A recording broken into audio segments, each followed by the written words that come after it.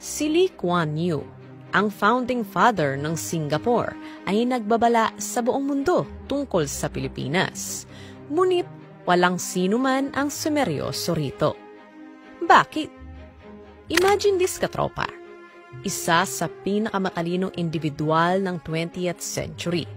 Isang leader na bumago sa isang maliit na fishing village at ginawa ito bilang isa sa pinakamuunlad na bansa sa mundo ang tumingin sa Pilipinas at napailing. May nakita siyang paparating, isang bagay na mapanganib. Nagsalita siya tungkol dito, nagbabala tungkol dito. Ngunit walang sino man ang seryosong nakinig sa kanya. Ngunit ano nga ba ang eksaktong sinabi niya tungkol sa Pilipinas? At bakit pagkalipas ng mga dekada, ang kanyang babala ay tila nagaganap na? Manatiling nakatutok, katropa, dahil sa mga susunod na minuto, tatalakayin natin ng mas malalim ang huling babala ni Lee Kuan Yew tungkol sa Pilipinas. Pero bago po natin simulan ang talakayan na ito, inaanyayahan ko po kayo na i-like ang video nito dahil isa po yung napakalaking tulong para sa aming mga content creator. Maraming salamat po.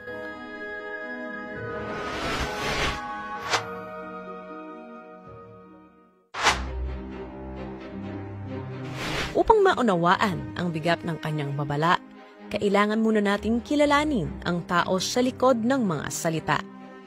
Si Lee Kuan Yew ay hindi lamang isang leader. Siya ay isang visyonaryo, isang strategist, at isang tao na bumago sa isang isla na walang kinabukasan at ginawa itong isa sa pinakamuunlad na bansa sa mundo. Nang makamit ng Singapore ang kalayaan noong 1965, ito ay nasa isang malagim na kalagayan. Ang bansa ay walang likas na yaman, walang naimbak na kayamanan at walang naitatag na militar.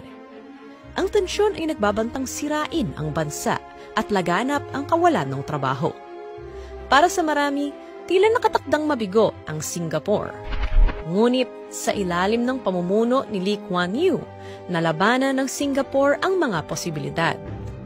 Nagtayo siya ng isang pamahalaan na mahusay, disiplinado at hindi corrupt.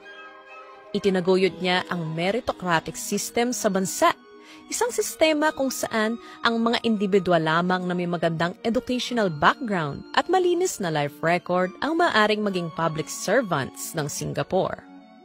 Nilabanan niya ang katiwalian sa pamamagitan ng kamay na bakal. Nagpatupad ng mahigpit na mga patakaran para mapanatili ang kaayusan at inuuna ang edukasyon bilang pundasyon ng pambansang pag-unlad. Gumamit siya ng mahigpit na mga batas at matinding mga hakbang upang mapanatili ang katatagan.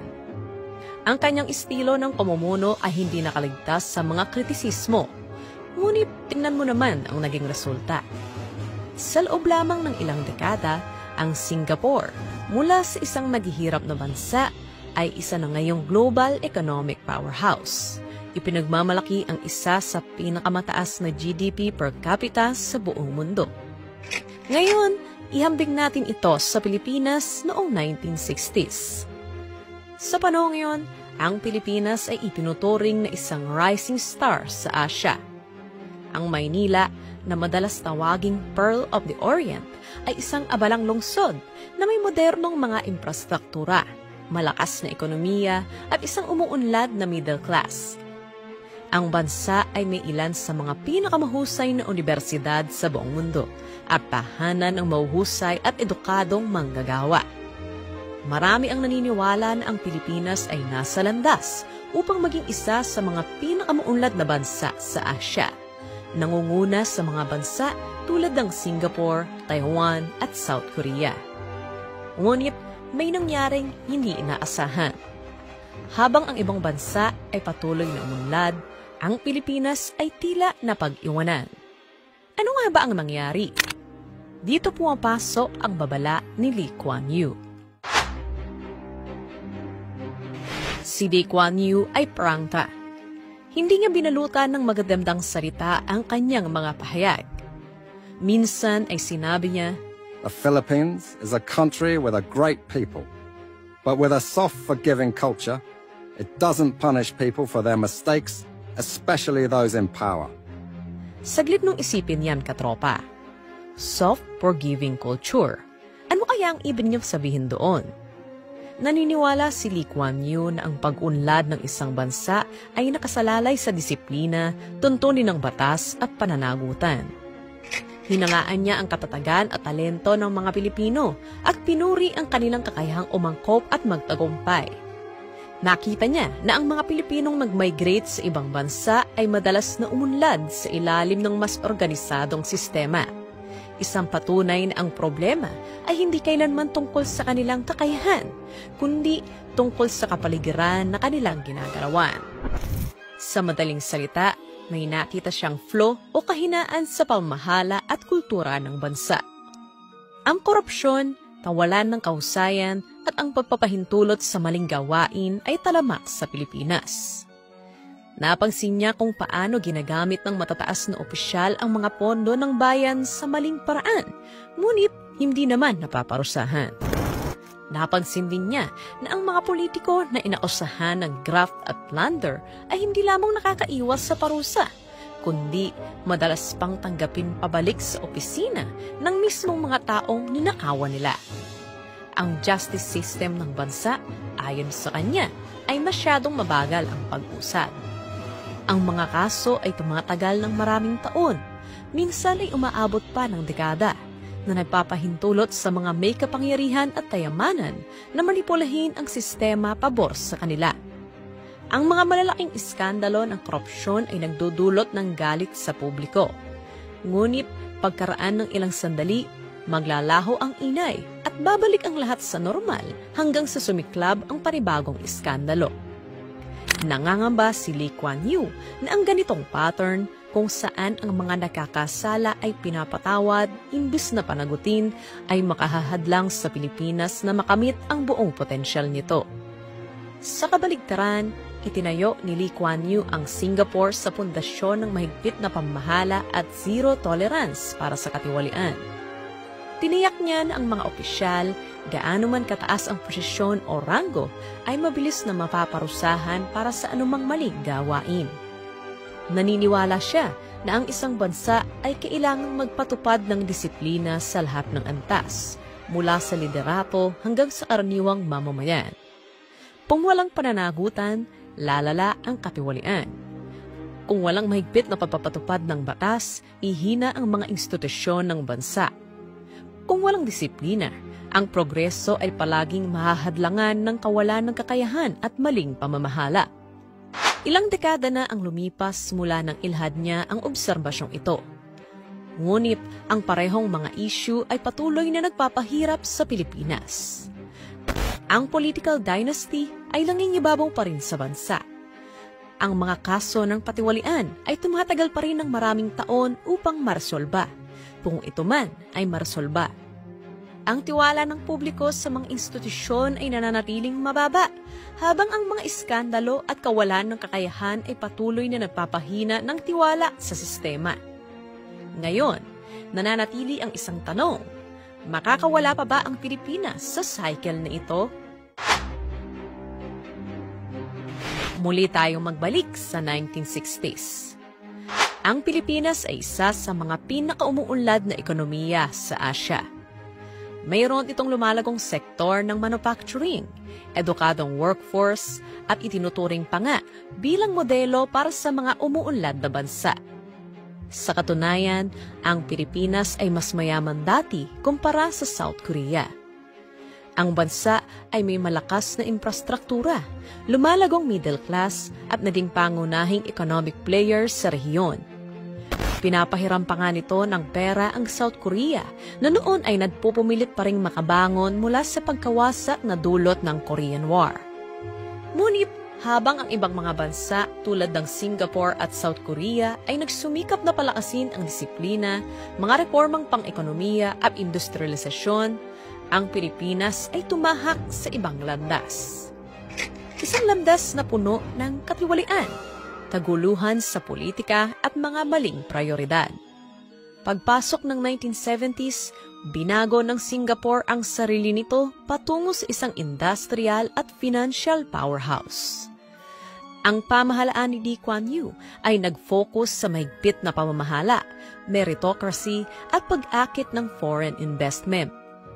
Ang South Korea, sa ilalim ng pamumuno ni Park Chung-hee, ay nagsimula rin sa agresibong plano sa pagpapaunlad ng ekonomiya.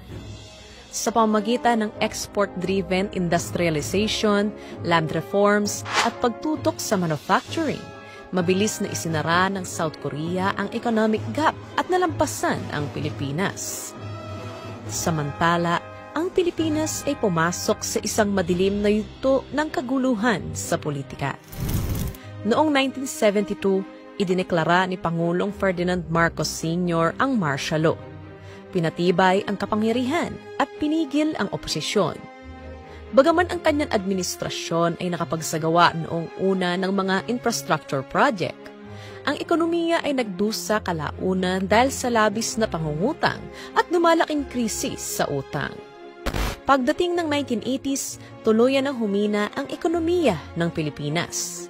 Tumaas ang inflation, dumami ang walang trabaho at nawalan na ng tiwala ang mga foreign investors sa bansa. Talamak ang korupsyon, kung saan milyon-milyon ang kinupit ng mga namumuno. Bumagsak ang halaga ng piso at ang potensyal ng ekonomiya ng bansa ay nasayang. Nakita ni Lee Kuan Yew ang lahat ng ito at paulit-ulit na binigyang diin na taglay ng Pilipinas ang lahat ng mapagkukunan at talentong kinakailangan upang magtagumpay. Ngunit kulang ito sa matatag na pamamahala, disiplina at pananagutan. Ngayon, maharap ang Pilipinas sa marami sa mga parehong hamon na humadlang sa pag-unlad nito ilang dekada na ang nakalilipas. Ang korupsyon, kaguluhan sa politika at mahinang pamamahala. Habang ang mga karatig bansa nito sa Timog Silangang Asya ay patuloy na sumusulong, ang bansa ay nananatiling nakatigil sa isang cycle ng economic stagnation na nagpapatunay na ang pamumuno at pamamahala ay maaaring gumawa o sumira sa kinabukasan ng isang bansa. Ilang dekada na ang nakalipas mula nang sabihin ni Lee Kuan Yew ang mga pahayag na yon. Ngayon, tatanungin kita, katropa, nananalo pa rin ba ang mga tiwaling politiko sa halalan? Mabagal pa rin ba at hindi epektibo ang sistema ng hustisya? Patuloy pa rin bang inaabuso ang mga pondo ng bayan? Kung oo ang sagot, marahil ang babala ni Lee Kuan Yew ay hindi lamang isang prediksyon, kundi isang propesiya na patuloy nang nagaganap sa ating harapan. Ang mabuting balita ay, ang mga babala ay hindi kailangang mga hulugan ng kapahamakan. Sa halip, maaari silang magsilbing wake-up call. Hindi lamang itinampok ni Lee Kuan Yew ang mga kahinaan. Ipinakita rin niya na posible ang pagbabago sa tamang pamumuno, disiplina at pangmatagalang pananaw. Ang Pilipinas, tulad ng Singapore sa mga unang taon nito, ay may malaking potensyal. Mayroon itong bata at dynamic na populasyon, isang masaganang likas na yaman at isang estratehikong posisyon sa pandaigdigang ekonomiya. Ngunit, hindi sapat ang potensyal lamang. Tulad ng Singapore na gumawa ng may hirap na desisyon, ang Pilipinas ay dapat ding gumawa ng matatapang hakbang tungo sa tunay na reforma. Ang pagbabago ay hindi kailanman naging madali at hindi ito mangyayari sa loob lamang ng magdamag. Ngunit kung napatunayan ng Singapore na posible ang pagbabago, walang dahilan para hindi ito makamit ng Pilipinas. Ngayon, oras na para marinig ang boses mo, katropa. Ikaw, naniniwala ka ba na makakamit ng Pilipinas ang pagbabagong inaasam nito tulad ng Singapore? O mas naniniwala ka na wala ng pag-asa ang Pilipinas? I-comment lang ang iyong opinion sa comment section below.